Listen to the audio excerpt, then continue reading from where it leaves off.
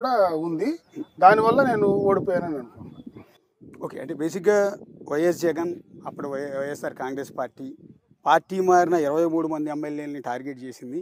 ఎట్టి పరిస్థితుల్లో వీళ్ళు పార్టీ మారారు కాబట్టి వీళ్ళని ఈసారి గెలవనీయకూడదన్న లక్ష్యంతో మీకు వ్యతిరేకంగా పనిచేసి టార్గెట్ చేసి మరీ ఓడించారంటున్నారు. నిజమేనది?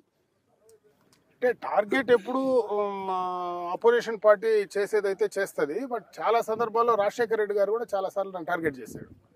2004లో గెలిచా, ఆయన ముఖ్యమంత్రి అయ్యాడు. 2009లో నేను ఎన్నికల్లో పోటీ చేసి గెలిచిన తర్వాత నేను ప్రమాణ స్వీకారం చేసి ఆయన ముందుకెళ్ళేటువంటి సందర్భంలో ఆయన నన్ను దగ్గరికి పిలిచాడు.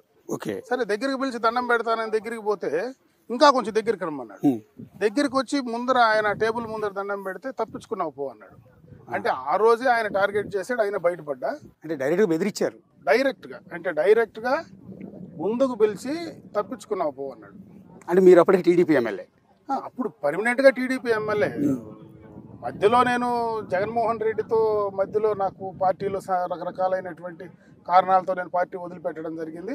మళ్ళీ నాకు ఆ పార్టీ కరెక్ట్ కాదు. అసలు నేను పుట్టింది పెరిగింది తెలుగుదేశం పార్టీతోనే. నేను తెలుగుదేశం పార్టీ క్యాడర్తోనే చిన్నప్పటి నుంచి మమేకమై పెరిగినటువంటి వాడిని ఆ పార్టీలో ఇమడలేక నేను మళ్ళీ బయటకు రావాల్సి వచ్చింది. కాబట్టి ఆ రోజు రాజశేఖర రెడ్డి గారు క్లియర్ కట్గా నా ముందరనే ఆ మాట మాట్లాడింది ఇప్పటికీ వినపడతానే ఉంటుంది.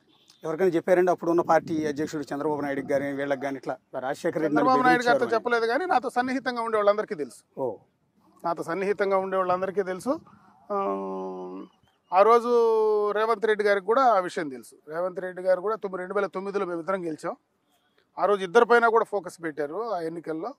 బట్ ఆయనకు కూడా ఈ విషయం తెలుసు. అందుకని వైసీపీలో చేరారా?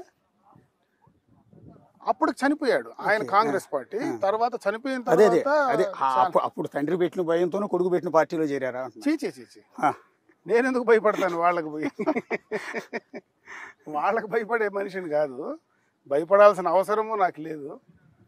కొన్ని కారణాల వల్ల ఆ రోజు పార్టీలో నాకు కొంత గ్యాప్ వచ్చింది. దానివల్ల నేను బయటకు వెళ్లాల్సి వచ్చింది. పోయిన తర్వాత నాకు కరెక్ట్ కాదనిపించి మళ్ళీ నేను వెనక్కి రావాల్సి వచ్చింది. 2014లో వైస్